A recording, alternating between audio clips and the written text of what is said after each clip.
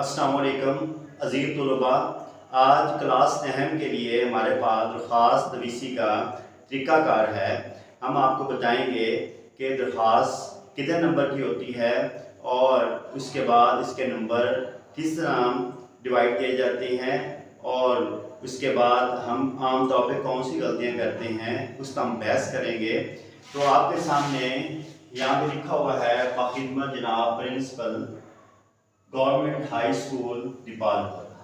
यहाँ पे आपने बड़े ही गौर से देखिएगा कि बाखिदमत जनाब प्रिंसिपल लिखा हुआ है, उसके बाद सत्ता या कॉमा लगा हुआ है, उसके बाद गवर्नमेंट हाई स्कूल लिखा हुआ है और उसके बाद फिर सत्ता की अलामत है और उसके बाद दीपालपुर शहर का नाम लिखा हुआ है और उसके बाद खत्मा की अलामत है। यहाँ पे ख़ास ख्याल करना आपने, हमारे कई तुलबा क्या गलती करते हैं कि बाखिदमत जनाब प्रिंसिपल के साथ साहब लिख लेते हैं।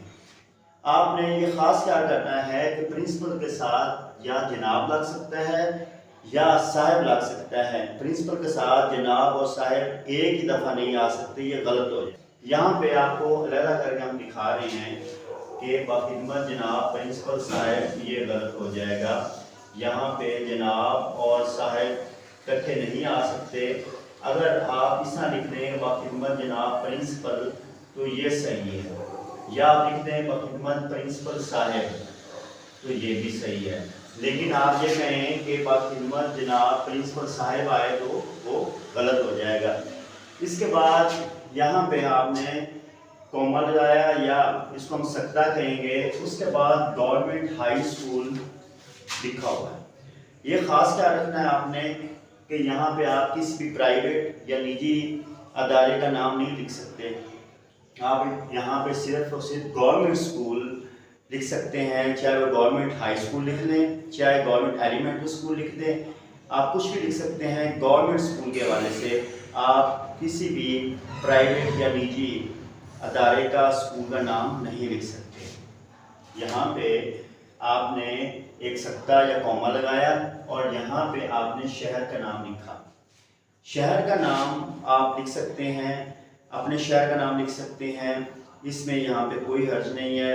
लेकिन अगर आप ये चाहें कि आप शहर का नाम ही ना लिखें तो फिर आप यहाँ पे अलिफ बे और जीम जैसे ये लिखा हुआ है आप यहाँ पे लिख सकते हैं और इसके बाद यहाँ पे आपने खत्मा की अलामत को लगाना है। तो ये आपकी पहली सतर मुकम्मल हो गई है। और अगर आप इसमें कोई भी गलती नहीं करते, जो हमने आपको कॉमन गलतियां बताई हैं, अगर वो आप नहीं करते तो यहाँ पे आपको 1 नंबर मिलेगा। इसके बाद हम दूसरी सतर पे आते हैं।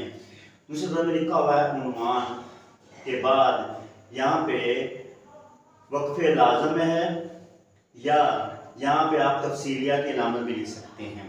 उसके बाद आ गया दरख्वास्त बराए ज़रूरी काम और उसके बाद है खत्मा की अलामत। यहाँ पे उन्वान की ज़रूरत क्यों पड़ी?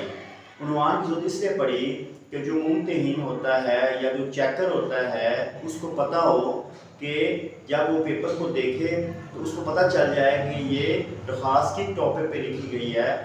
और वैसे भी इसका एक इम्तिहान में नंबर होता है, इसलिए आपने उन्वान दरख्वास्त बराए ज़रूरी काम या कोई भी दरख्वास्त आपने लिखनी है उसका उन्वान आपने नहीं छोड़ना।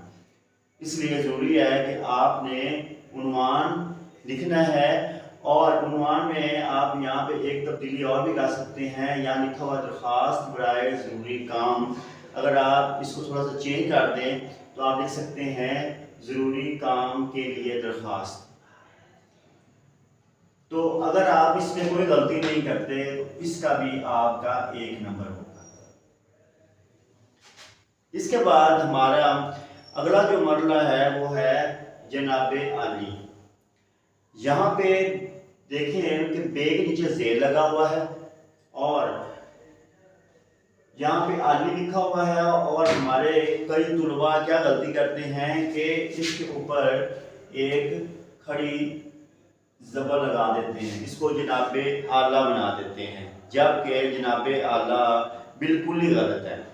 तो आपने ये ख़ास ख्याल रखना है कि ये जो लफ्ज़ है वो जनाबे आली है, आपने कभी भी इसको जनाबे आला नहीं बनाना। इसके बाद आपने अलामत तखातुब लगानी है, किसी को मुखातब करने के लिए हम इसको अलामत लगाते हैं। तो अगर आप ये लगा देते हैं तो आपका यहाँ भी एक नंबर मुकम्मल हो जाता है। इसके बाद नीचे हमारा जो दरख्वास्त का अगला हिस्सा शुरू होता है, इसको हम नफ्स मज़मून कहते हैं।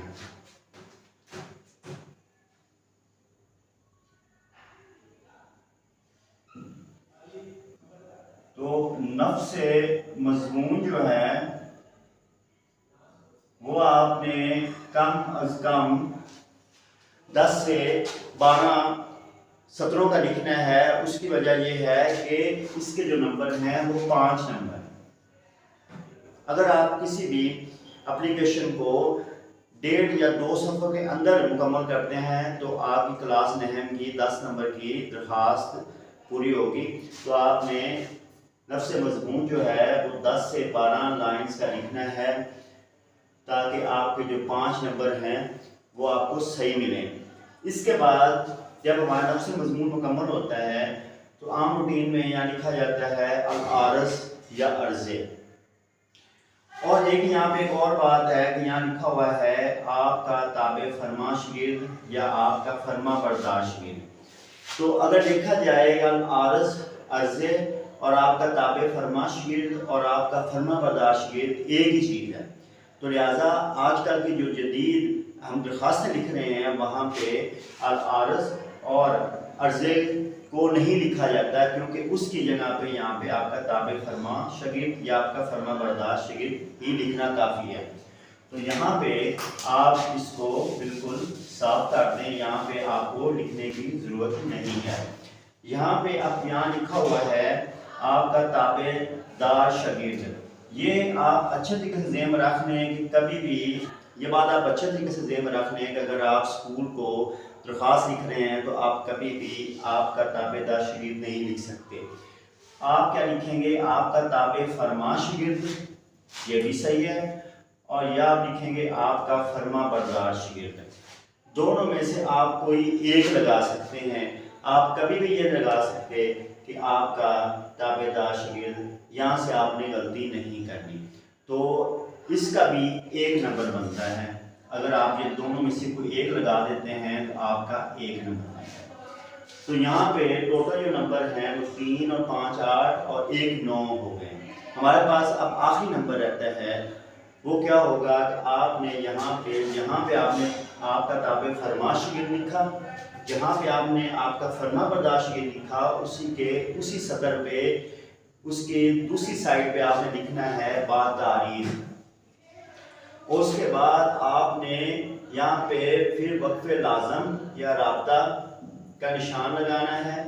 उसके बाद आपने 10 लिखना है, जो आज की डेट है वो लिखनी है, और साथ आपने फिर ख़त्मा की अलामत लगानी है। उसके बाद आपने माह का नाम लिखना है अप्रैल, और उसके बाद आपने 2024 लिख देना है।